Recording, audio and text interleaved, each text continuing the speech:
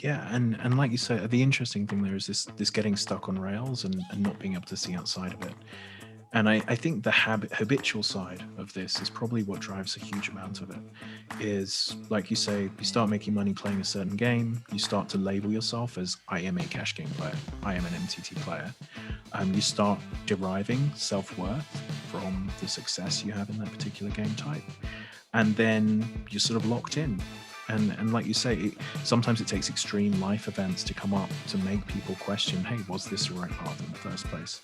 But I would just say to anyone now, poker can be a wonderful career, but just be aware of what the career actually is for you and whether it's making you happy right now.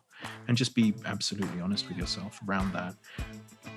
Hi, it's Runchuks, and the following is my conversation with the top mindset and performance coach for poker players, Elliot Roe. It's his second appearance on the show. This time we cover lots of topics, such as raw sleep plays in helping us maintain high levels of performance. We dig into ways of improving our work and study ethics, how to make sure we don't confuse being busy with being productive. Eliot shares some tips and tricks for improving our performance at work and some tips for finding and maintaining a life-work balance. Additionally, I recommend that you listen to our first conversation with Eliot, where we talk about the common roadblocks to realizing your potential in poker. That episode has received lots of great feedback, as many listeners found it very useful. All the links are in the description, and so are the timestamps to the topics in this conversation. I also highly recommend Eliot's mental game course. I found it very useful myself, as have many of my friends. The list of testimonials for the course is very impressive. This course served as a springboard for advancing many poker careers to the next level, so at least take a look at it. I also encourage you to check out Eliot's website and his podcast, and if you haven't already, look into Eliot's Prime Mind app. Several top poker players I know find it quite useful, and you might too. And once again, check the description, and now please enjoy this conversation with Elliot Roe. Elliot, it's great to have you on again for a second time on the podcast. I was really looking forward to this conversation, as I was to the first one, really. And it's such a pleasure to have you back. Man, thank you so much for having me back on the show. Yeah, and leading up to this recording, I listened to our first conversation, and I think there's a lot of value there, and people should definitely check it out if they haven't. You shared so many great ideas and a lot of insight in that first one. I think we're gonna cover slightly different topics, not to repeat ourselves, and I'm sure people can gain more by listening to both episodes. So before we started recording, we briefly discussed some of the topics we wanna address today, and even though we kind of agreed, let's start with that big one. I want to first talk about sleep, because you mentioned that that's something you work on personally. And it happens to be that something I work on personally right now as well. And I feel just how important sleep is for performance and for just general happiness. So I feel like sleep might be the glue that brings all the topics together. So why not just start there and let's discuss that a bit. Yeah, I mean, I've definitely seen it over the years with clients. Obviously, there's a correlation between how people perform and how they feel in life and the quality of sleep that they're getting. So a few years ago, I started tracking with an Aura ring. So tracking hours in bed, wake times, time to go to bed, HRV, body temperature, those sorts of things. And I just found that really useful as a process. Just having the data gamifies it to some extent. So when you get a score every day, you always want to see the score go up. Obviously, it doesn't always go up, but you start to see trends and you start to understand what impacts your sleep and what doesn't. And, you know, as well as being a coach myself, I have a number of coaches for me. So I have business coaches, a hypnotherapist, personal trainer, and then earlier in the year I took on a sleep coach as well. So shout out to Molly from Sleep is a Skill. And I found it really interesting and very useful to look at just how deep you can go into sleep as a topic, and the different things, the different factors that can impact the quality of your sleep, and then the extra level of accountability that having my own personal sleep coach actually introduced. And as I say, I think it's something that so many people, we're all aware of the things we can do to improve our sleep, but so many people don't have it high up their list of priorities. But it's where all of your recovery happens. It's where you physically and mentally recover from your day. And I think for high performers, especially, it's like some pretty low hanging fruit where you can see improvements in your performance. So yeah, right now it's a top of mind subject just purely because I'm working on it myself.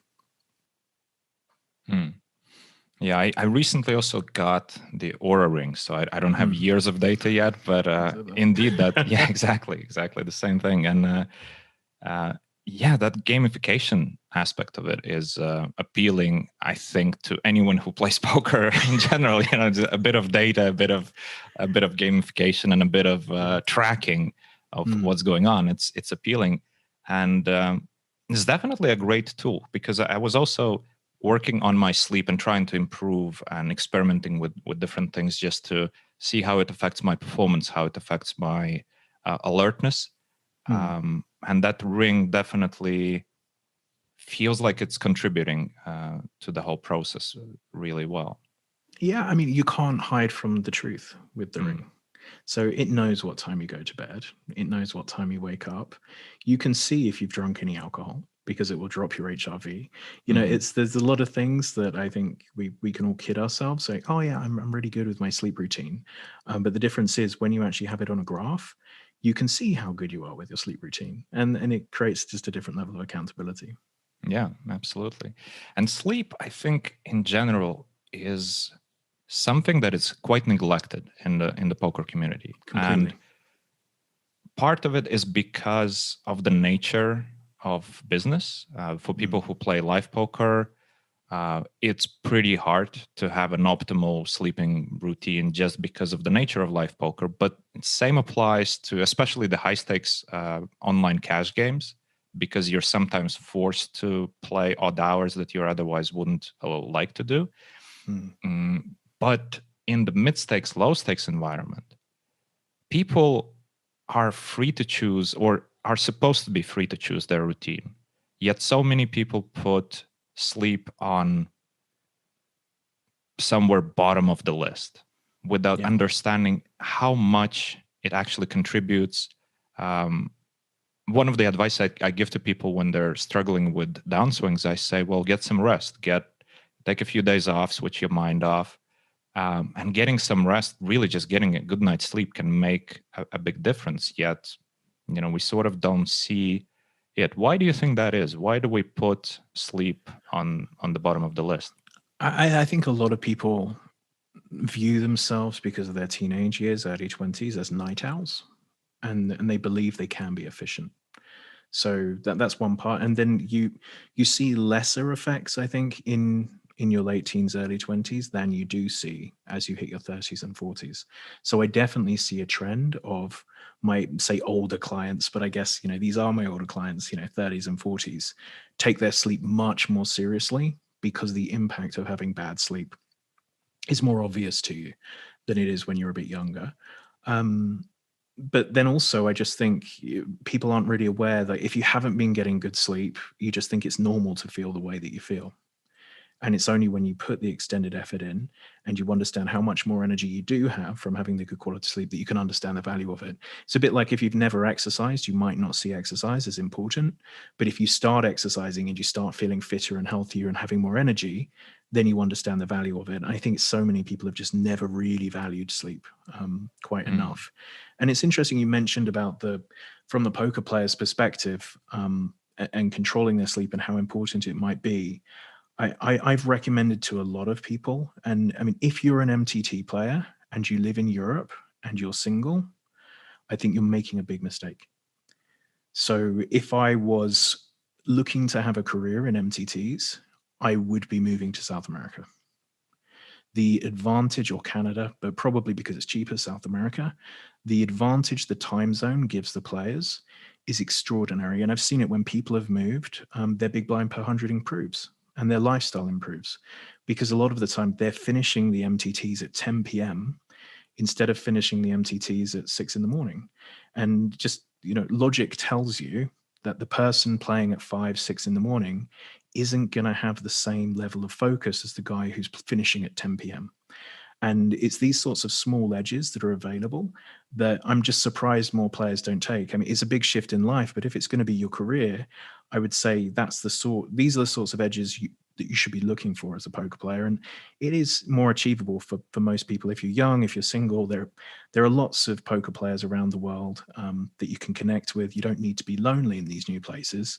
But the advantage that time zone gives you is extraordinary. Absolutely. And not only for your alertness and your win rate, but also, as you mentioned, for just your general happiness.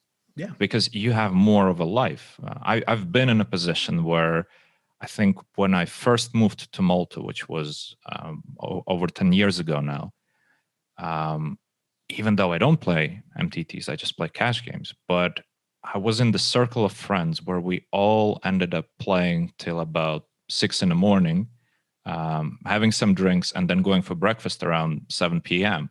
And it's pretty ridiculous to have breakfast at 7 p.m. when everybody's, eating their steaks and you're just on your morning coffee. And just the social life wasn't great. Well, in Malta, it was good because of the circle of poker players. There were a lot of them. So we were all in this sort of weird out of time zone experience. But it's still not optimal. No, and this is one of the things that's come up in the sleep work that I've done.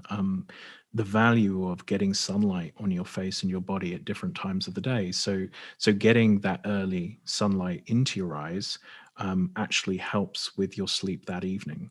And if you're working against circadian rhythms, you're fighting against what your body naturally wants you to do, what you've evolved to do. And anytime you're fighting against evolution, there's going to be some give in terms of energy systems, in terms of recovery, in terms of focus.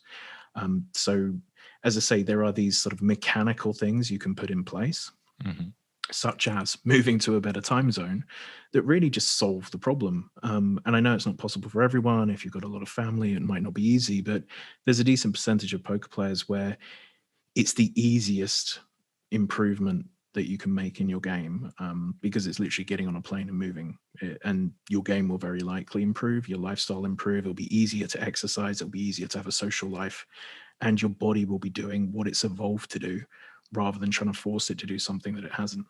Yeah, absolutely. And for people who can't move, they can change the game. MTTs happen to be scheduled, and they, you don't have much choice as to when to play them. But cash games, you have much more freedom. And even though some people might say, well, I'm an MTT player, I'd rather do that. But as you said, if you're looking at the long term, and if you're looking at it as a career, something that fulfills you and keeps you healthy, that doesn't kill you in the process, making the switch might be an important thing to do.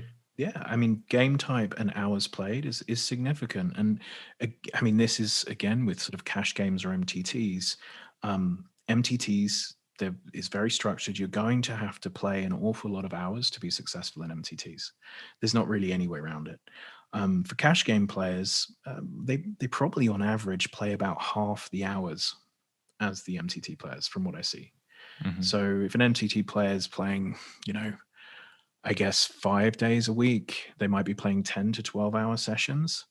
A cash game player, 25 to 30 hours a week. It's a pretty big quality of life difference.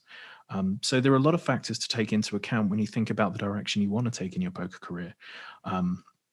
From, online or live, MTT, cash, the spins, or obviously all of the other different mixed game types. But there are a lot of factors. And I think a lot of people, sort of as we were saying earlier, they sort of fall into poker and they're like, oh, I guess I'm an MTT player. But if you're going to make this a career, it's a really good idea to look at all of the different options and all of the different factors and what you want your life to look like longer term, because just so few people do that. Yeah, absolutely. And I want to come back to the discussion of the hours. But before we go there, what are some of the other techniques that you discovered for yourself that help you improve your sleeping rhythm? You've mentioned sunlight in the morning, and that's something that I discovered some time ago as well, and it definitely works. Another thing that I found useful is viewing sunlight in the evening, so the sort of sunset the kind of, the red colors. Those are quite useful as well. And obviously the simple one of dimming the lights in the evening, so that you just settle into that relaxed kind of state. What other things did you find useful for yourself? Controlling the temperature. So actually increasing the temperature of the house in the day and then decreasing it at night. Again, what you're trying to do is sort of emulate nature. So our bodies are designed for it to be light in the day and dark at night, but also warmer in the day and colder at night. So if you turn the temperature up a few degrees in the day and then down a few degrees at night, that can make a big difference. Just being very strict on going to bed at the same time every day and waking up at the same time every day, just a real routine around it seems to improve quality very substantially. And then probably the best device I bought outside of the Aura Ring, the best device I bought is called an Oola by a company called ChiliPad. I think the website's chilisleep.com. And it's like a mattress topper. The Oola's their premium product. It's a mattress topper you have a box, and for us, we've got two, one for me and one for my wife, at either side of the bed. And then you set the temperature of the bed. So it sort of pumps either cool or warm water through the bed at a certain temperature, and it comes on automatically. And then in the morning, it starts to warm to wake you. And I noticed a big difference when I started using the Oola to basically get a different depth of sleep. I sleep hot and my wife sleeps cold, so it makes setting the temperature of the room quite difficult. But now that we can, she can choose whatever temperature she wants on her side of the bed, I can choose mine. That's actually had a significant impact. And if they are available in the country that you're in, I would really recommend going for one of those, because I saw a pretty substantial shift. Fantastic. Yeah, I heard about this specific product before. Another product which was by 8 Sleep, I think. Yeah, they similar have the whole concept. Mattress. So 8 Sleep's a whole mattress. Yeah, and this is I just think a they mattress also have topper. just the topper as well. Oh, they do? Okay. I think so. I haven't really investigated. It was something on my list for next week, because I'm really at the point where I think I need it. And we have the same, and I think everybody has the same problem. If you sleep together with your wife or your partner in bed, the temperature preference for men and women usually very different. So it's pretty hard to find comfortable level, and usually women win in terms of what has to be comfortable. So we have to kind of sacrifice from the get-go. And just one other thing I want to, maybe there's anything else that comes to mind that is useful. I've got some of the blue light blocker glasses. I use them more intermittently, probably a couple of times a week. So if I end up watching TV at night, I do notice a difference with that. So if you use those for an hour or so, there seems to be a bit of a shift. But really, the cooling the bed, the routine, the temperature and the light. Oh, and also the final thing is sort of last eating time. So trying to make sure that the last food that you have is at least a few hours before you go to bed. And that seems to have an impact on depth of sleep also. Yeah. Well, I'm glad to hear that we're on the same track and we see that the same things work. And I know that a lot of people, especially the younger people who will listen to this, they would listen, sleep, whatever. And this is boring. Yeah. This is not for me. This is not so impactful. But as you described earlier, because it's a gradual effect, it's not like one day you just realize, oh my God, I was great and now I'm very tired because I lack sleep. Because it's a gradual process, especially in your younger years, you don't even notice that you're more irritable, that you're more impulsive, which produces more downswings, which produces more tilt, which produces more frustration, less focus at the table. So especially for those longer sessions, you're not going to be as fresh. You're not going to recover as easily. And because you're not recovering as easily, you don't bounce back from the bad days as easily. And the sort of general buildup of negativity and hardship, it doesn't go away, which it should with good sleep, because the good sleep is supposed to fix those things for you. Yeah, and I think it's sort of this link to all of these soft skills off the table. Um, as you say, it catches up on you very gradually, but they are real things. That I see extraordinary differences when people are exercising and when they aren't exercising. Big differences if they're having a bad diet and they're drinking versus if they start cleaning up their diet.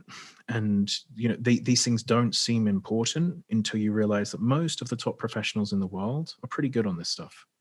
And there's a reason, like most people would prefer to not have to put the effort into these areas, but the top people in the world are all choosing to put effort into these areas. And there's no coincidence there. So I would say, if you're listening to this and you're saying, well, I'm not sure how important sleep is for me, I would say have a look at the behaviors of those who you're trying to emulate and question why it is important for those people. And I think if you sort of work on that, you can generally see these trends of, there's the soft skills matter, because if they didn't matter, those at the highest stakes, the best players in the world, they wouldn't be putting the energy and effort into it, because it wouldn't be worth their time. Yeah, and I think unfortunately in poker, when we're in this position where a lot of the examples out there are not so great, because some of the best known players, some of the most successful players really neglected their sleep and in general the healthy lifestyle for quite a bit, and these are still front and center of attention in terms of, wow, look at what he achieved, and he achieved it because of the sacrifices, because of we tend to hear these stories of people sleeping 4 or 5 hours a day consistently just because, well, the high stakes game is running and I have to be there. And I'd argue that these are the exceptions, and they are still probably leaving something on the table by not being fully present, by not being fully recovered. So, and I think if you look at if we look at the high roller circuit, you're not looking at a circuit of very unhealthy people anymore. Like most of the players who you would really respect the way that they approach the game, I would say it's very rare for me to talk to any of those guys who don't have a personal trainer. Nearly everyone is organized with their food, with their exercise. Nearly all of them have meditation practices of some sort or another, be it meditation, the hypnotherapy stuff that I do, or yoga, like some kind of those approaches. And then obviously sleep's more difficult for the guys who are on the MTT scene, because obviously there are pressures that come with that. But most of those guys now, they really do look after themselves in a different way to 5 or 10, 20 years ago. Yeah, absolutely. And that's why I wanted to point it out, because we still see the public, because people who are taking care of themselves to that extent are less interested in being in the public side. Right? Yeah. So the ones that we see shouting the most are not necessarily the best examples of what it takes what it means to be a true professional. Exactly. So I just hope that at least some of the listeners will consider sleep, because for the longest time I was guilty of just neglecting it, and I always saw that I perform better if I play in the morning and if I have a consistent wake up and go to sleep time. It was always the case that my performance, my win rate, everything is just better, and I'm just happier. Obviously, I'm happier because everything is good. Well, I'm winning more, I'm feeling better. So it's a sort of circle that just perpetuates. But I never thought much of it. I always noticed this occurrence, but I never, for a long time, never took serious measures of, okay, I really need to put sleep as a long-term priority. Sure, you can sometimes sacrifice it, and you sometimes have to. You can't be completely rigid with it, but in the long term, you really need to watch your sleep. Definitely. And speaking of long term, the first topic that we wanted to discuss is the topic of goals, but goals more in a sense of why do we play poker? Because and I'll give the backstory. Currently, I see a lot of my friends in in a position where they're transitioning away from poker. And some of them are really in the kind of a limbo of not knowing exactly what's next, exactly what to do, because it happened kind of abruptly for them. One day they just realized, well, I guess I don't want to play poker anymore. I guess I don't have anything else to do. Financially, I'm fine, so I don't have to do anything, which is obviously a privileged position to be in. But then when we talk about it more, they can't put the finger on why did they play poker in the first place? Why did they invest 10 years of their life into that profession? And not that they regret it, but there was never any underlying goal, right? And when somebody says, well, yeah, but look, you're so successful, so it must have been a great thing. The question is, you could have been successful in something else as well, right? So success doesn't necessarily justify the path. So I want to dig into that because I see a lot of people not knowing exactly why they're doing it. Have you noticed that as well? Let's start with that. Have you noticed that? Yeah, I mean, I've had lots of clients leave poker over the years. I think there's sort of a natural with anything that you're doing. Typically, there's a natural amount of years that you're going to want to invest. So, there are going to be a few players who, yes, they're playing from their 20s to their 70s, but it's going to be the tiny, tiny minority. The majority of players, they're playing from their early 20s to their early 30s. If they fail, they leave because they've got no money. And if they're successful, they typically make enough money to try something new. I think poker creates a level of competition that a lot of people find attractive, and it can be quite hard to find in a lot of other jobs. So you're competing every day. And there's also the roller coaster of emotion where obviously we're professionals, we're not gambling. However, there is a rush that can come with poker that you will also see with stock trading and some other jobs, but in a normal 9 to 5, you're probably not going to get the same level of emotion that you feel in poker, which in some cases is a good thing, in some cases it's a bad thing, but it can become addictive to people. So I've definitely seen this trend of players reaching a moment where they just say, hey, this is no longer for me. In terms of why people ended up in poker, I think there's it's a fun game and it's something people love. And with anything that people love, you have to be very good at it to make money. So if you're good enough to make money, you're probably a very strong poker player. And I think when you see that you have the opportunity to make money from home potentially, or travel the world and make money, if you're 21 years old, there aren't many jobs that can offer you the same amount of freedom. So I would say that the trend I've seen for when I talk to players about, hey, why did you start in the first place? It tends to be the word freedom comes up over and over again.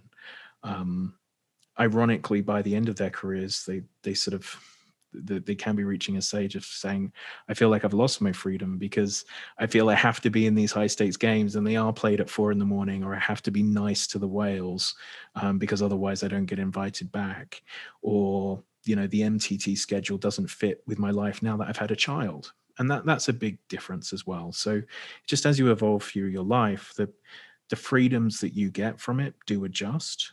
And also what you see in your friends is different, because when you're 21 and you're making money at home playing poker, that's much, much better than your friends who are 21 and they're working in a supermarket.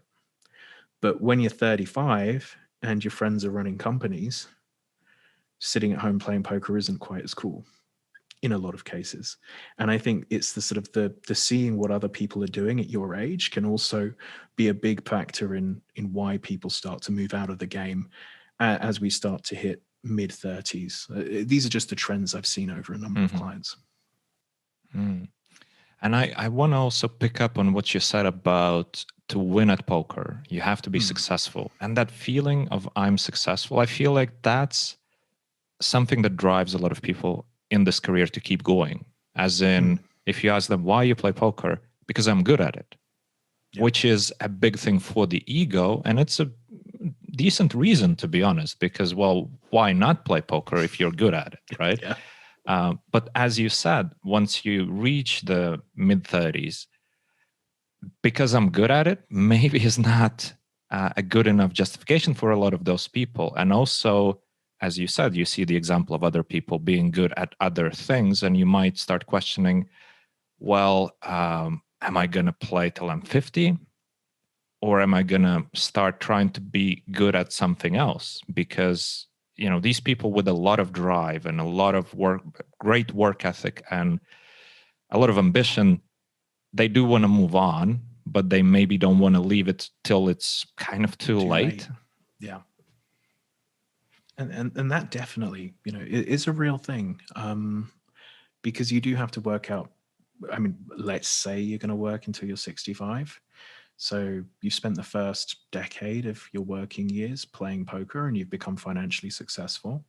There is going to be a stage where if you don't make the transition out now, it's more difficult. Switching to another career in your mid to late 40s or 50s is dramatically more difficult than switching into a career in your mid 30s. So there is that sort of, you have to be aware of how many years you want to be giving to the next career if you're looking to take that route. Also, I've noticed a large number of players will be looking to do some work that they feel is giving back to society in some way. Like, this is a trend I've definitely noticed when I've spoken to people leaving the industry, and I think that's something that also comes up. That sort of, I've made a lot of money playing this zero-sum game, and now I want to be, a bit like, we released the Prime Mind app to help people through Fedor, and these sorts of, or the charity work that a lot of poker players do. There seems to be this trend of, and in the next part of my career, I want to be adding value, and that's an interesting thing for me to notice in those conversations that come up. Mm-hmm. But that must be also a factor of age. Once you get older, you mature, your values shift a bit, and you go from perhaps this self-centric me. Exactly. You start to think, because obviously you probably already have a family, or at least thinking about it, and so your values shift, and your perception of what's important shifts a bit as well. But also for people just starting out, I think it's important to ask yourself these questions of why exactly am I playing poker, and keep asking those questions, because the reasons can change over time. And the thing that I see which bothers me, and I wish to help these people when I see that they're in this sort of rat race, they became good at a specific game, and their reason to play the game was, well, I'm good at it, and I'm early 20s, why wouldn't I? I'm making a lot of money, I'm having a lot of fun, I'm having freedom, or at least perceived freedom, because if you don't really realize your freedom, you don't necessarily, well, you have it on paper, but that's about it. But so you get into a specific game and a specific career path, but don't switch and consider any other options. Like we were talking about switching from MTTs to cash games, or even just considering moving to another country, right? So a lot of people just get into these rails and they just keep going without actually making any decisions on, should I do something different? Would it be better for my life? Would it be better for my win rate? And at some point, you need to find a balance between your win rate and your life, because just maximizing the win rate is not necessarily a great thing for the long term. Yeah, and like you say, the interesting thing there is this getting stuck on rails and not being able to see outside of it. And I think the habitual side of this is probably what drives a huge amount of it. Is, like you say, you start making money playing a certain game, you start to label yourself as, I am a cash game player, I am an MTT player. You start deriving self-worth from the success you have in that particular game type. And then you're sort of locked in. And like you say, sometimes it takes extreme life events to come up to make people question, hey, was this the right path in the first place?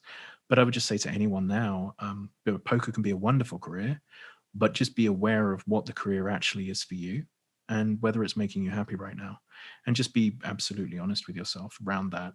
Um, and one thing I would like to say in terms of like reasons to play poker, I believe as a personal growth tool, it's exceptional. So, for teaching you discipline, for teaching you focus, for teaching you to be able to learn things that are complex, to be able to deal with big emotions and disappointments. Um, Poker actually utilized in that way as a way to improve yourself and develop as a human, I think is really, really strong. So I know a lot of people out there are like, I'm only playing poker. What's the value of this? The truth is, like, when you finish your career in poker, you're probably a very balanced, well-educated person who's got a lot of self-drive, and that's actually really valuable in the jobs market. So, Mhm. don't sell yourself short when you think of moving to another career, because you've probably done more self-development work than the people who just went out of university and went straight into a 9 to 5 job, because they haven't dealt with the same pressures as you, and they haven't dealt with the same need to be a self-starter that you've dealt with. Mhm. Yeah, absolutely. I agree completely with you, and also this accountability Hmm. which comes with poker, because you have nowhere to hide. You can't hide The behind graph is the graph. exactly, the graph is the graph, your win rate is the win rate, and there's nowhere to hide. You can't hide behind your colleague's crappy decision or your boss is an idiot. You don't have that excuse. Yeah. So that is a great thing. But also there's a other side to this coin, because I've noticed it in myself and other people that I know, that this drive to improve, and at some point when you reach the top and you realize, well, I'm good at making decisions, etc., you sort of extrapolate that I'm just good at making any decisions, which is not the case. You're good at making the decisions at the poker table, but you might actually not even be able to make a good decision about which country to live in, right? And we tend to forget that, because you get a sort of sense that I can do anything, which There is is there's a halo effect that's yeah, very real. exactly. I mean, I think the best place to look at this is look at how sure everyone is on Poker Trip Twitter that they're right. Like, I mean, if you look at Poker Twitter and you're talking politics, you're talking science, you're talking it's space travel, it doesn't matter what it is. There are a lot of poker players out there who will have very firm beliefs that they were absolutely correct. And, I have a feeling that that's very much linked to how things have gone. Yeah. They're great at poker, and maybe they're extrapolating some things from that. And often these are very intelligent people, but you're right, it doesn't necessarily transfer. Mm. And also the work ethic. I feel like, at least for me, the path was, when I started poker, it was all in, jumped into it, and it consumed all of my day, all of me, especially in the beginning, until I started to find some sort of balance. And what I see when people transition, they go into the new thing all in and sacrifice everything and get consumed by it again, which is sometimes a good thing, sometimes not such a good thing, because there's a difference between being busy and being productive. And for example, when you were mentioning that, the MTT players would be playing maybe 50 hours a week or more, and the cash game players would be playing 25 to 30, 40 hours, depends on the person. But Stakes and things, yeah, and they would obviously spend a lot of time studying. And I see some people would claim, well, I'm working 70 hours a week as a cash game player. I might be playing only 30, but the rest of the time I'm studying. And the question is, do you really think those extra 30 hours you put in the studies are really efficient? And a lot of people in poker fall into the trap of viewing the busy time as the productive time, which doesn't necessarily reflect reality. Yeah, and one, I would question a lot of the time when someone says, hey, I do 20, 30 hours a week of study. They're they're not. I mean, it's quite rare in poker that people are really putting in solid study of those sorts of hours. I mean, I encourage it. but I think there are a lot of people who they think about the heaviest study week that they've done, and then they mold the, then that's what they describe to people as, this is the amount of study I do every week. But if we actually looked at month over month, the average isn't close to the number that a lot of people actually say. And then in terms of just quality of study, it has to be intense, focused time, ideally on a part of the game where you have a weakness. Or if someone's a newer player, just really nailing the fundamentals week after week after week.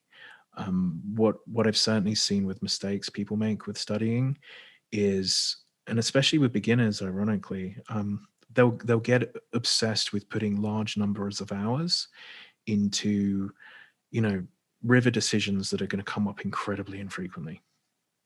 And they'll want to be right in this certain spot, and they'll invest tons and tons of time into it, rather than putting time into the situations that are going to come up time after time after time after time. And it's because the fundamental work can be a little bit more boring. However, that's where you see the level ups in players' games. So I would say focus on the things that are going to come up most frequently, and then when you have the study time, have in your calendar the sort of study that you're going to do. So today I'm going to be working with my coach on this. On this day, I'm going to be doing this work in Pio. On this day, there's a new series that's come out on Run It Once. I'm going to be studying those videos on these days. But definitely pre-plan your month of study where you feel it's going to fill the gaps in your game best, rather than just put study in your calendar, because a lot of guys will put study in their calendar and it'll be study time, but really it will be 80% playing on the internet time and 20% study time. Like, half an hour of deciding what topic they're going to cover, that sort of thing. So you're right. There's study and there's study. But there's also the honesty factor over, when someone says how many hours they're doing, really, they should question themselves as to, was that their best week, or is that what they're doing every week? Two things I want to add to this. The first thing I want to add, the people who claim that they study those crazy hours, they might actually believe that. Oh, sure they do. But, yeah. And what I mean by believe that, not only that they believe that it's their best time, but that it's their average. Because you might have study time in your calendar, or you might think you're studying, but at the same time, before you get into the session, you might read Facebook for a bit, be a bit on Twitter, do this, that, and 40 minutes pass, you don't notice it, and then you do a bit of study, already a bit tired, and so probably quite inefficient. Yeah. And there's your first hour. And that happens a lot. I feel like this procrastination, and not just having a strict approach to it, because, well, if you really want a highly focused study time, you have to plan it. There's no way around it. It's not just going to happen accidentally. Which brings me to the second point, which you mentioned, putting specific study types in your calendar, which I find very, very useful for myself. And I believe it would be so useful for anybody, really. What it helps you do is you don't need to make this extra decision.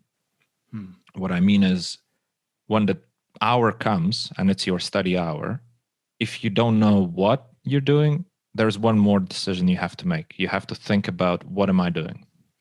And also, you'll usually find yourself picking the thing that you like doing best, not the thing that's going to necessarily give you the most value. Yeah, absolutely. So that advice definitely is really valuable. Just study, putting a specific thought through agenda for your week for studies. It's so valuable. What other things can you think of that can help people improve their performance? And by performance, I mean performance at the tables, because oftentimes, as we just talked about studies, people focus too much on the study process, not thinking about that that's not how you play. If you practice tennis, you can read about tennis all you want. That doesn't account for much. You might understand the theory of it, doesn't necessarily allow you to execute it. And having this divide between what you study and how you make decisions is detrimental to a lot of people. And that's why the studying fundamentals, as you said, that's usually the best idea, especially for the beginning players. Studying fundamentals is very useful because that sips through into your decision-making process. And that understanding and even just thinking through the concepts allows you to make your decision-making process better. And obviously, for people who've been doing this for years and years, their decision-making process already evolved to such an extent that when they're studying, they also consider it from the actual perspective how they would play without perhaps even thinking about it consciously. But yeah, so back to the question, what other things could be useful for people to improve their performance at the tables? I've seen some players over the years who will set aside sort of study play, I guess. So MTT player who wants to focus on final tables will start playing sit and goes, or they'll focus on playing heads up poker for a small amount of time. So they'll sort of fill in the gaps in their MTT game by working on the specialist areas individually. And they'll have that set out, and sometimes not particularly, not necessarily the highest stakes, but just getting the reps on effectively playing something more similar to a final table, or playing very small field tournaments so that they hit final tables much more frequently. And seeing that as part of, they're obviously playing for money, but they're actually seeing that as part of their study routine. So that they're getting in more reps in that way. Another thing is focusing on a specific part of the game in certain sessions. So, my main focus for today is defending the big blind at the correct ratios. And they'll go into a session and play a session with just focusing in on this one part of the game that they've been studying that week, or is their area of focus. So I've seen that be really effective. And then also, from more the mindset side, the stuff that I work on, what's really important is if you know the answer to what you should have done after you've played, but emotionally you weren't able to do it at the table, that's when you need to be working on your mindset. So if you knew you should have folded and you still called, and then afterwards, if you looked at the hand history review, it was a clear fold, but you called, more technical work can't solve that because you already knew the answer. So more time invested in study doesn't solve that problem because you knew what to do and you chose not to do it. And that's where the mindset work of I'm effectively helping players make decisions they already know they should make and stopping them making the decisions they shouldn't make. And that's the difference with the sort of the technical side and the mental game side is if you know what to do technically, and you're not doing it, then you need to work on your mental game. But if you don't know what you should be doing technically, you need to work on your technical game before you work on your mental game, because you need to know what you're supposed to be doing before we bring you back to that. Yeah, that definitely makes sense. But how could people or understand what they know and what they don't know? Well, let me just explain what I mean before you get into the answer, because what I see, especially in the beginner players, overconfidence in their judgments. And when you ask a player who's been around for a couple of years, they're going to be confident on most of their decisions. Yeah. And yet when I talk to people who've been around forever, they're less and less confident for all of the decisions. Obviously, there are still some which are trivial and there's no discussion there, but a lot of decisions sort of do have a discussion. Well, I could do that, and which are the other factors. So how can people become better at evaluating what they know and what they don't know? The first thing is being able to implement what they believe they know. So if we take that player who I know exactly what to do, but I just can't do it. I knew I should have folded, but I called. And that's why I lost. So if we can get that player actually playing in the way that they believe is correct, so they've lost the excuse of I'm not able to do what I believe I should do. They're actually playing the way they believe is correct. After a while, their graph will show them how good they are. And they've lost the excuse of saying, I'm just tilting, I'm not capable of doing it. So that tilt actually defends the ego to some extent, because they can always make the excuse of I would be winning, but I would be winning, but. So the first thing is them being able to actually apply what they believe is technically correct, and then our graphs will show us the answers. And then I always say to people, like, get a coach who's one level above you, and and just listen to what they say and listen to what they're seeing, and then gradually sort of move up that way. And that tends to be a sensible way for most players to evolve. So if you're in the 200 Zoom pool, find a coach who plays 500 Zoom, and moving up. And obviously, if you get lucky and you can get a world-class coach who'll pay you a lot of attention, that's amazing. But it's just not always reasonable bankroll wise to pay them for coaching, or percentage that you'd have to give up. It can be very difficult. So just keep getting coaches who you respect their game to judge your game. And if the coach is telling you you're making a lot of mistakes, rather than defending yourself, really think about why he would be saying that or should be saying that. And I think a lot of players get defensive. They get a coach, the coach is saying they're doing something wrong, and they spend the rest of the coaching session trying to defend their actions rather than trying to learn as much as they can and then work it out for themselves afterwards. So really try and be open to any criticism, and utilize your hour to get as much information as possible, whether you agree with it or not. And then afterwards, you can work through it and you can do all of the maths. But don't spend an hour arguing that, no, actually, I was right, to a coach who's a higher level poker player than you. And I think that defensiveness applies not only to external opinion, but very often to your own opinions. And you sort of see a mistake.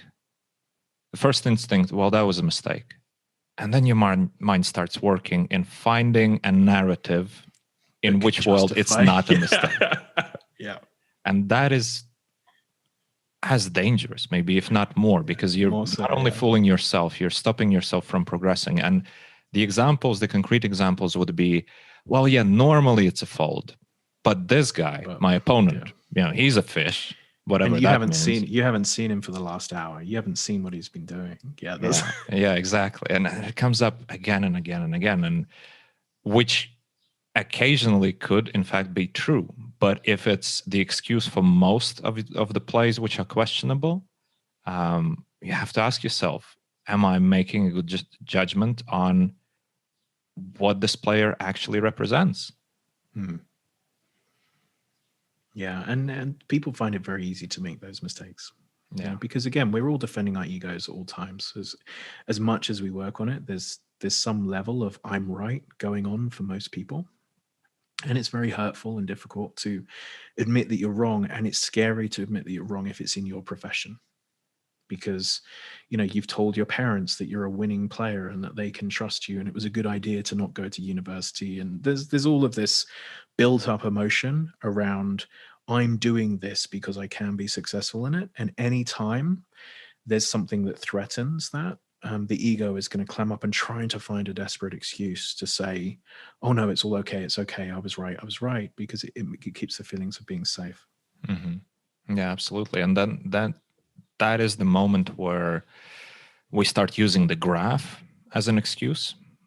As you can see, I'm running very bad, so hence the downswing, and which is all good as long as you take care of all the other things. But very often people just spiral out of control and just keep tilting more and more, and then the line between the downswing and pure tilt is so blurred that they don't even see the difference, and that is a dangerous situation to be in.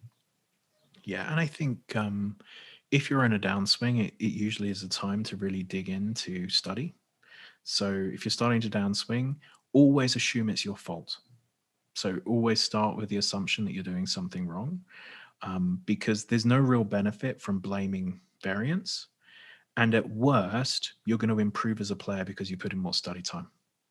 So the worst case scenario of assuming you're wrong is you're going to improve. So you may as well assume that it's you making mistakes.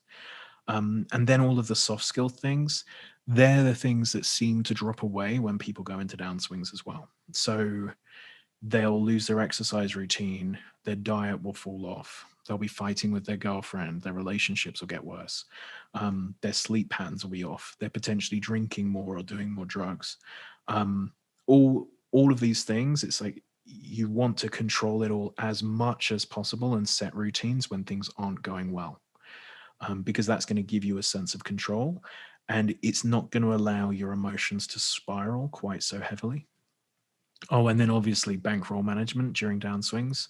A lot of people go for the Hail Mary and they're like, I know what I'm going to do. I've been unlucky, so I should just jump up in stakes because I'm owed. And obviously, typically that goes very wrong when someone's on a downswing and they try and increase their stakes to have the one big day that's going to turn everything around. Oh, absolutely, and that feeling sets in when you're desensitized to the amount of losses. You might be on a session where you're losing 10% of your bankroll, and you know you already are way past the point where you should have stopped. And then it's sort of like, why stop now? I might as well continue. Like, it doesn't matter. It's going to be, it either is going to be okay and I'm going to have an incredible story, or it's just going to be the worst day of my career regardless. And then you just keep going. And unfortunately, it happens way too often. And once again, just being more self-aware and having those soft skills at the higher level, it can really save you a lot of money in that place, especially when people really cripple their bankroll.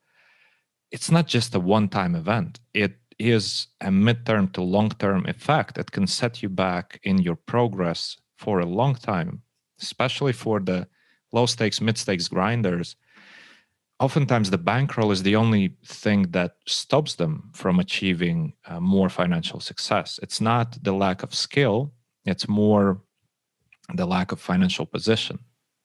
Yeah, and I mean, if you risk your bankroll to an extent, I mean, if we go back to the MTT side of things, if you risk your bankroll to an extent that you're going to need to join a stable or get a backer, you're going to give away half of the profits. You're going to have to make double the amount of money to stay where you are. Yeah, and that's a really big deal. And I think a lot of people, they see it as such a safety net, or like, oh, if I bust my roll, I'll just join a stable, it's fine. And they really need to understand, and there's a lot of value from stables. You can get some great coaching. Obviously, someone else is paying for the buy-ins, but you have to make double the money to stay still. And that's a big shift, especially, these days. So, really be very mindful of your bankroll, especially if you're self-funded, because there's it's a very big difference. If you do need to rely on someone else for money, they're going to need their cut of it to make it worthwhile covering you. And that changes the maths pretty substantially. Yeah, absolutely. And that being said, for some people, taking the backer's money or using the backer's money, being in the stable or being staked in cash games for a long term, it is allowing them to play better because they have less emotions involved in the game, which is the reason why some of them choose that path in the first place. But another solution would be just improve that soft skill and become better with managing your emotions and become better at making rational decisions at the table. Yeah, and I mean, I definitely don't think stables are a bad thing. And there are a number of players who definitely play better because they're backed and have definitely made more money because they're backed. But certainly if you're currently self-funded and you're thinking, I struggle with the pressure, working on your mindset and no longer struggling with that pressure is probably vastly more beneficial than taking someone else's money and not solving the root cause of the issue. Mm-hmm. Because, as I say, the percentages we're talking about are so substantial that you have to perform dramatically better to stay in the same place. And as I say, for some people it works great, but it's just something that I don't know if everyone's quite as aware of how much of an advantage it has to give you for it to be particularly profitable for an individual. Yeah, and especially the people who choose being staked or in the stable as a safety net, they usually didn't go into that for the good reasons to begin with. No, it's the last chance saloon for them. Yeah, they've ended up there because they're like, oh, it doesn't matter, I busted my roll, it's fine, someone's going to stake me. Yeah, someone will, but it's be aware that it's you're going to have to play a lot more poker and have a lot more success to end up in the same place. Yeah. Speaking of not being emotional and dealing with downswings better and just dealing with all the soft skills better, I often tell people in the downswing, as I already mentioned today, well, take some time off, switch your mind from poker. And very often, it's hard for people to switch off and put their mind to something else because they don't have anything else. Poker is everything. This is actually one of the subjects I push quite a lot on the courses that I do and when I speak to poker players. I believe it's incredibly important to have a second hobby that you take quite seriously. And ideally something challenging, and ideally something that's relatively variance free. So like going to the gym, setting yourself fitness goals, because effectively if you just go to the gym, you'll hit your goals just by turning up. Go to jiu-jitsu, learn a technical skill where there's going to be belts, there's going to be some kind of progression. Rock climbing seems to be a good one. For people who aren't interested in sports, learning something like a language one day a week. If you 1 day a week work on a language, over the year you will get better at learning that language. It will give you a sense of satisfaction that's not always linked to your wins and your losses at the poker table. And I just think having that way of depressurizing things is extraordinarily important for poker players. And I like that you mentioned all of the hobbies that have that sense of progression, as opposed to just a hobby of, I like to watch black and white Netflix movies. Yeah. Because that is not, especially at the hard times when you're really going through a struggle in poker, that is not going to allow you or enable you to switch off. You're going to watch that movie and still think about what happened. You need to give yourself something else that's providing a sense of self-worth.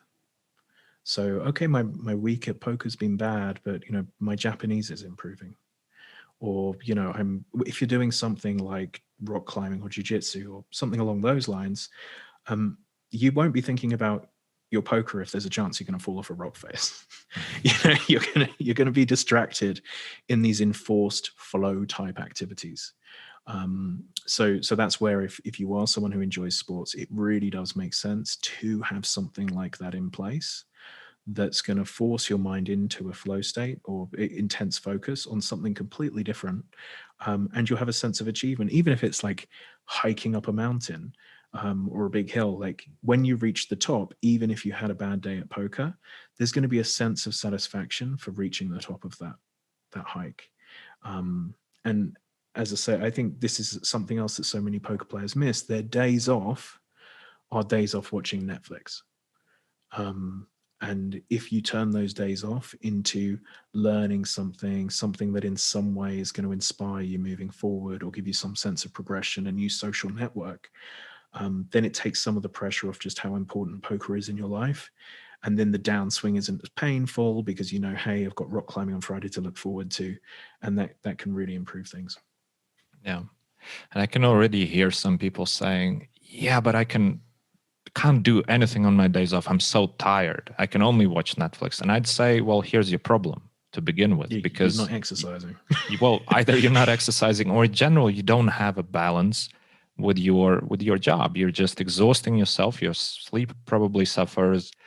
All other aspects of your life probably suffer. Because if you're too tired to do something that is fun, as opposed to just sit on your couch, well, there's a problem. Yeah. I mean, it shows that the life is out of balance and it's not sustainable, because you then have to. So something else I'll explain to players when I'm working with them. Ideally, we come up with a schedule that you can imagine yourself doing for a year. And I would hope that working to an extent of all you're capable of doing off the table is watching TV. That certainly shouldn't be something someone considers sustainable for a 12-month. That's not how 2021 should look for any human.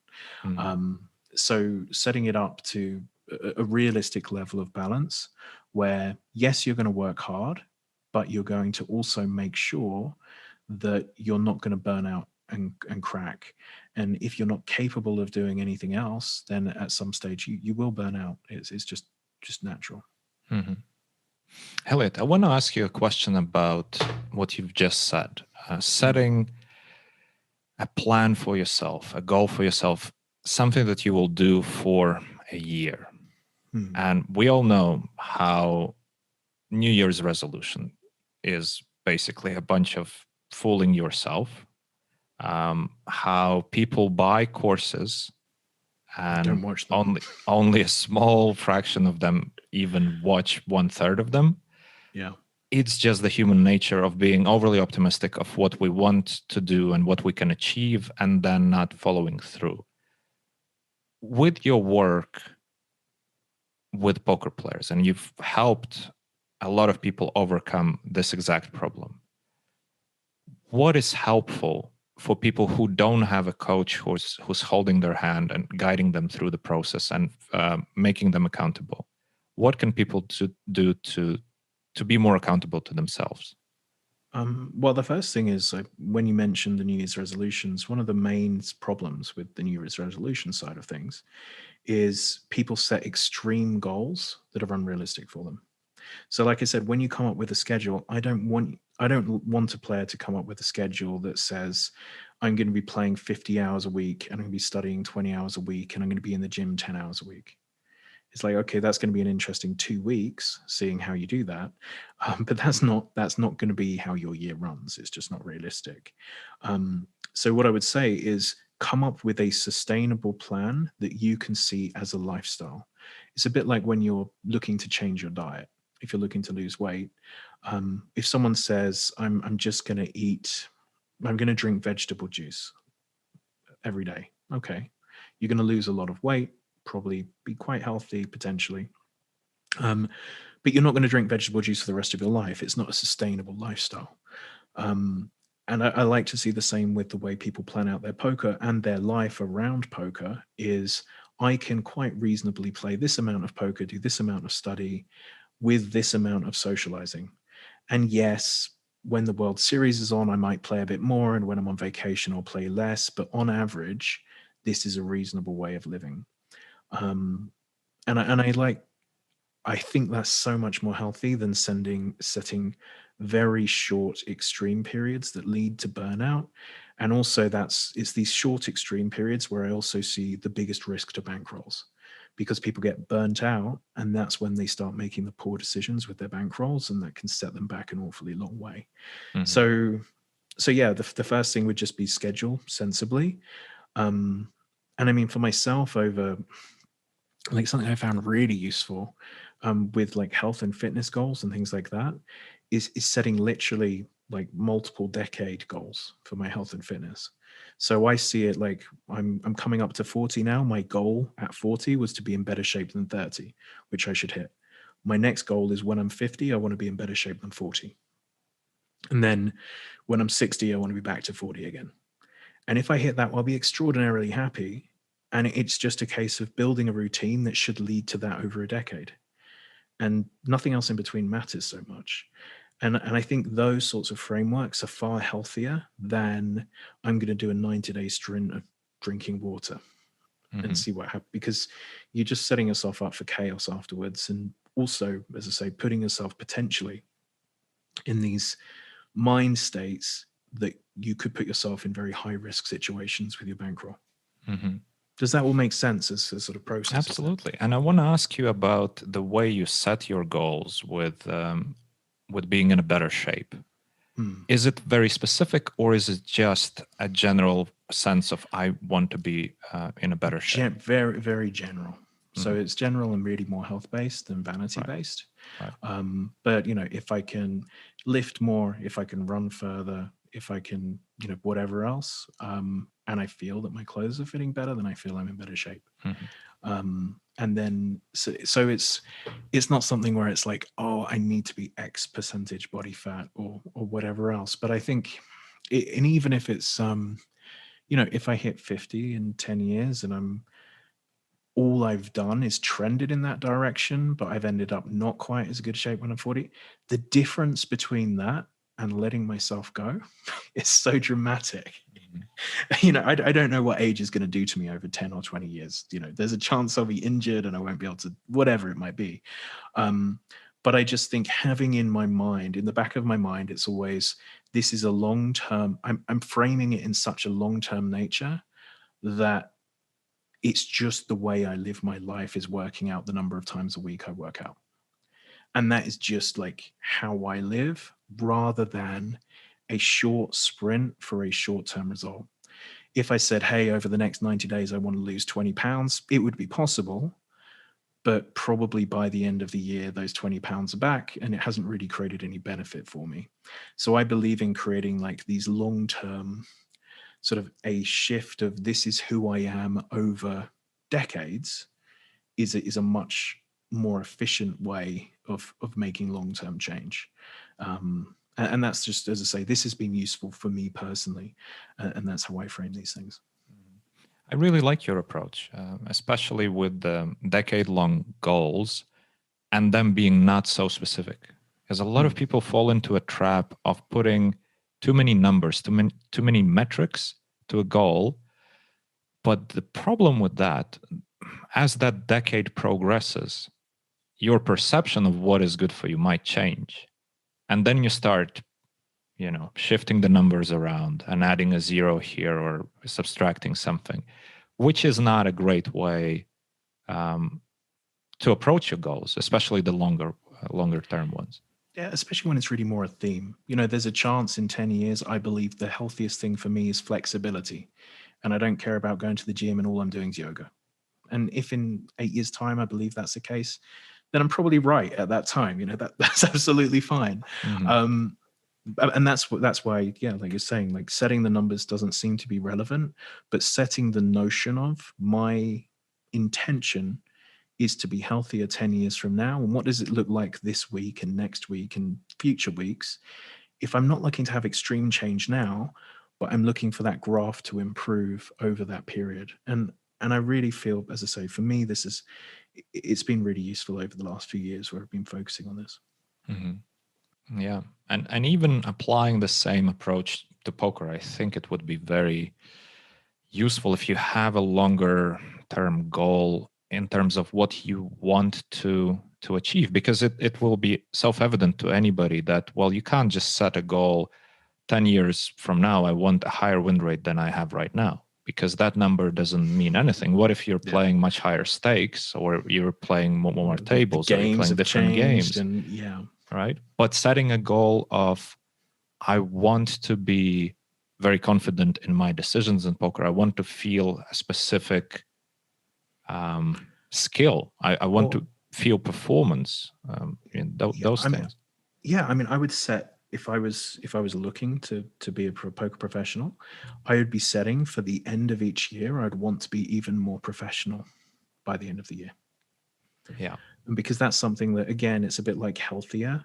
More professional is something you'll understand if you are being more professional or if you're not. And it will be evident to everyone around you, but there's no real numbers connected to that.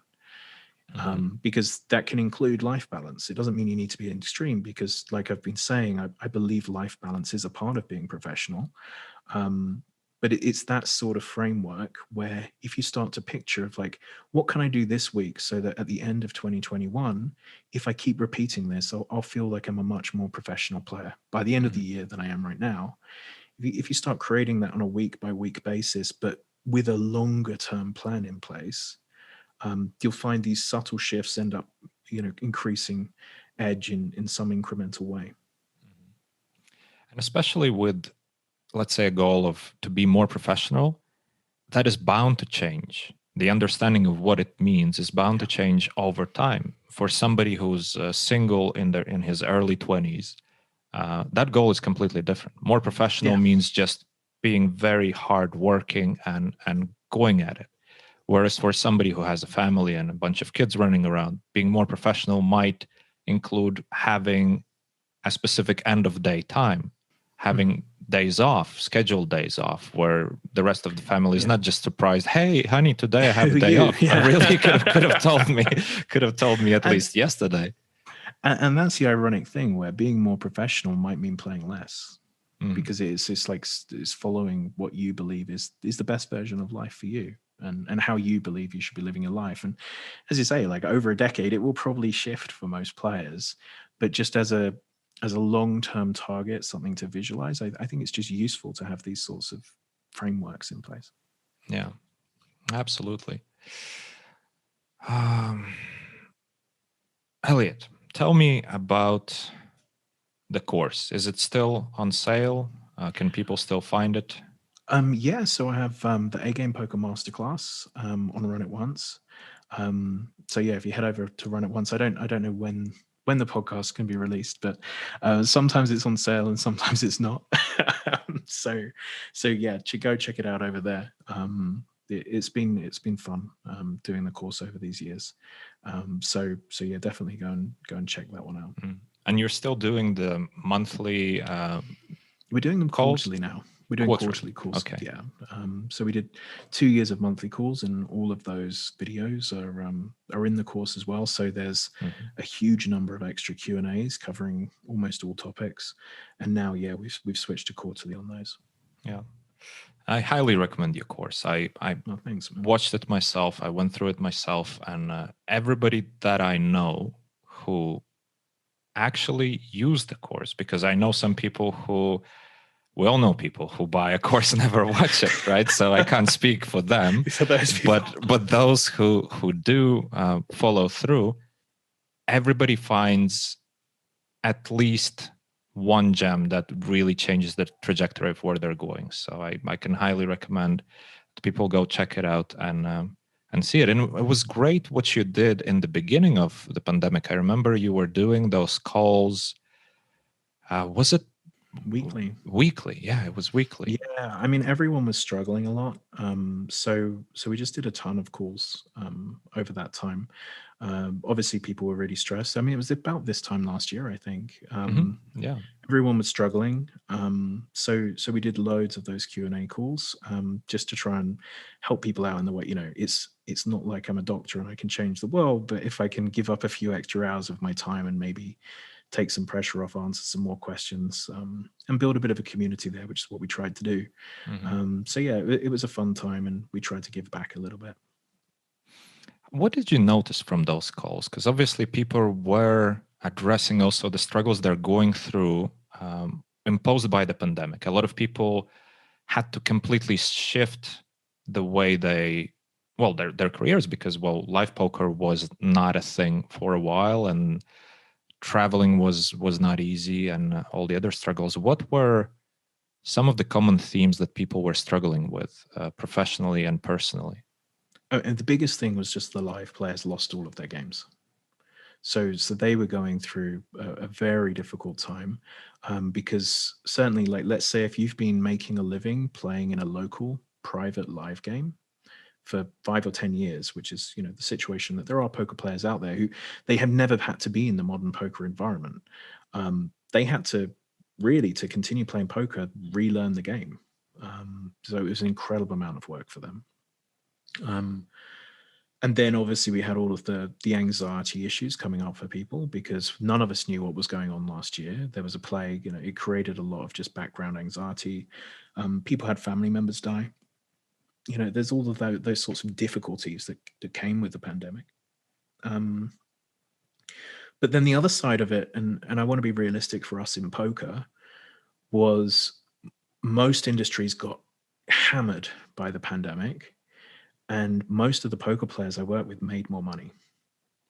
So, there was an opportunity here where the MTTs became much softer. Lots of people came back to cash games who hadn't played poker in 3 or 4 years. GG grew exponentially, and there's people all over the world who hadn't been playing poker who were suddenly playing on GG. And, so there was this strange situation where, yes, it was harrowing, yes, it was difficult, but our industry, I don't think we can really complain about the way the pandemic treated us, because most players took advantage of it, and then they had more success than they'd had in a number of years. And potentially now with America, it looks like America's going to open up to some extent. If that happens, that there's going to be another boom in poker, and a lot of the concerns that we've had over the recent years are going to be really diminish. So yeah, we sort of tried to help people as much as we could. The live players had a rough time, but I would say the overall theme was, I was just being told, wow, these games are incredible, how do I make the most of it? And that question probably came up more than any of the negative things. Mm-hmm. Yeah. And people often get the sense, whenever there's a boom, the sense of pressure, I have to play as much as I can because this won't last. And very often, this will last, or at least in some shape or form. So that pressure is self-imposed and unnecessary and adding more anxiety. But how do you see people dealing with that? I remember in my career, again, some 10 years ago, I was going through a period where I really felt like I have to play every single moment that I have available because it's just way too good and it won't last.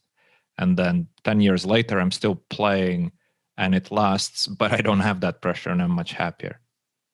Yeah, I mean, we've seen it. Like, it's the end of poker every year for the last 20 years. I think there's always this fear that happens, and people feel this pressure to put in dramatic hours.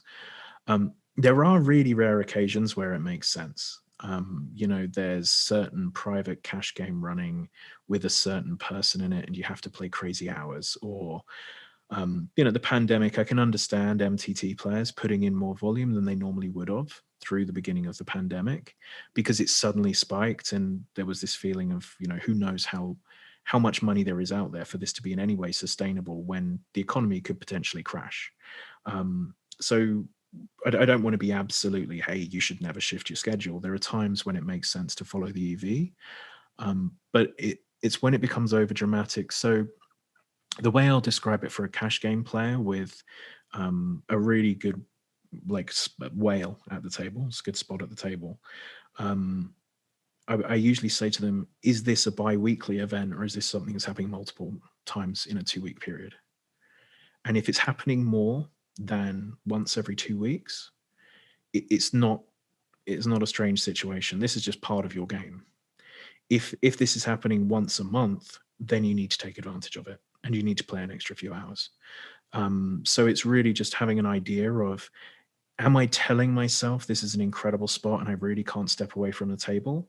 Or am I telling myself that every 3 days? And if you're telling yourself it every 3 days, these are just the games you play. Mm-hmm. But if it is a once a month opportunity, and in some cases they are once a month opportunities, then realistically, if you've doubled your hourly, it makes sense to play an extra 3 hours.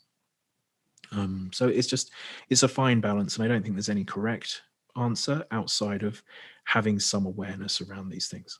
Mm-hmm. And it's very important to be honest to yourself when you're answering these questions, because oftentimes people would say, yeah, it's a regular part of my game when they're winning. But if they're on a downswing, all of a sudden, all the bells are ringing and no, I absolutely have to be there. It's the one opportunity that I will have to get back to even. This is the spot, I have to be there, which is a purely emotional decision. And those are usually not so great. And as we were describing earlier, that's where that burnout starts to hit, because they then start playing the extra hours. Inevitably, unfortunately, a lot of the time it just goes wrong because they're not playing their best poker either. Then they're in even more of a hole, and that thing continues and continues and continues. Absolutely. Elliot, I know that we have a time limit for today, so we're almost there, and I think it's a nice point to wrap up, even though there are so many more questions I would love to discuss with you, but we can always leave it for another time and perhaps make it an annual thing or even more frequent. It's always such a pleasure to talk to you. I come away from these conversations with a lot of ideas that I can implement, a lot of ideas that inspire me, and I hope that listeners feel the same way and find at least something that will be of use and propel their career in the right direction. Man, thank you so much for having me on. It was always fun. So yeah, more than happy to come back again. Absolutely. That's great to hear, and we'll definitely make it happen. It's always a pleasure. Thank you for listening. I hope you enjoyed this episode. Check out the description, and of course, I'd highly appreciate if you subscribe, click like, spread the word about the podcast. Also, if you'd like to receive a regular newsletter with my key takeaways about each episode, go ahead and subscribe to it on runchukspodcast.com. That's RUNCHUKS podcast.com. I write those myself, I take it seriously, and I really enjoy the interaction with the readers, so I hope you'll sign up, and I'll be back for you next time. Thank you.